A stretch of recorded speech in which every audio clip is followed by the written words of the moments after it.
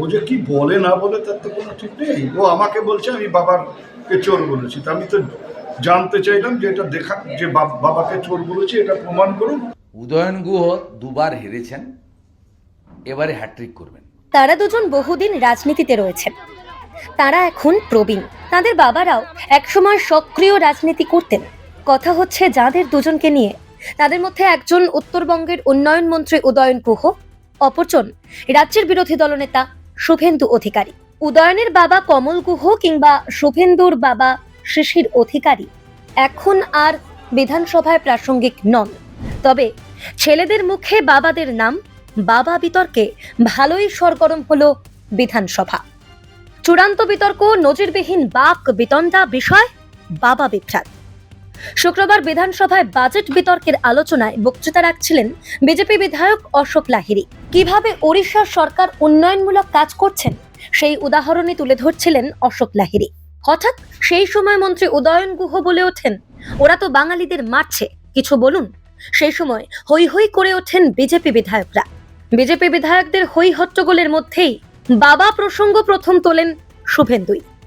উদয়নের উদ্দেশ্যে বলেন, আপনি তো আপনার বাবাকে চোর বলেছেন। শুরু হয় বিতর্ক। স্পিকার দুপক্ষকে থামাতে চাইলেও তার অনুমতি নিয়েই উদয়ন যা বললেন, বিতর্কের আগুনে খানিকটা ঘি তো তাতে পড়ল বটেই। উদয়ন বলেন, আমার বাবা কমল গুহ 7 বারের বিধায়ক ছিলেন, মন্ত্রী ছিলেন 19 বছর। আমার বাবার রাজনৈতিক কর্মকাণ্ড নিয়ে আমি কিছু সমালোচনা করেছিলাম, কিন্তু শুভেন্দু অধিকারী প্রমাণ করে দেন আমি আমার বাবাকে চোর বলেছি। এরপরেই আরো আপত্তিকর মন্তব্য করেন উদয়ন। প্রশ্ন তোলেন শুভেন্দুর পরিচয় নিয়ে। বলেন, আপনি তো শিশির বাবুর ছেলে, কিন্তু নিজেকে বলেন মোদির বেটা, তাহলে আসলে আপনি কার ছেলে? ও যে কি বলে না বলে তার তো কোনো ঠিক নেই। ও আমাকে বলছে আমি বাবাকে চোর বলেছি, তা আমি তো জানতে চাইলাম যে এটা দেখা, যে বাবাকে চোর বলেছি এটা প্রমাণ করুন। করলে পরে আমি মেম্বারশিপটাই ছেড়ে দেবো। আমি তো গর্ব করে বলি যে আমি কমল গুহর ছেলে। ও কার ছেলে? ও তো আমরা জানি যে ও শিশির অধিকারীর ছেলে, আবার গর্ব করে বলে ও মোদির ছেলে। তাহলে ওকে আগে ঠিক করতে হবে যে ও কার বেটা। তো আমি তো ওকে চ্যালেঞ্জ করেছি যে তুমি হারাবে যখন, তাহলে নিজে এসে দিনাটায় দাঁড়াও।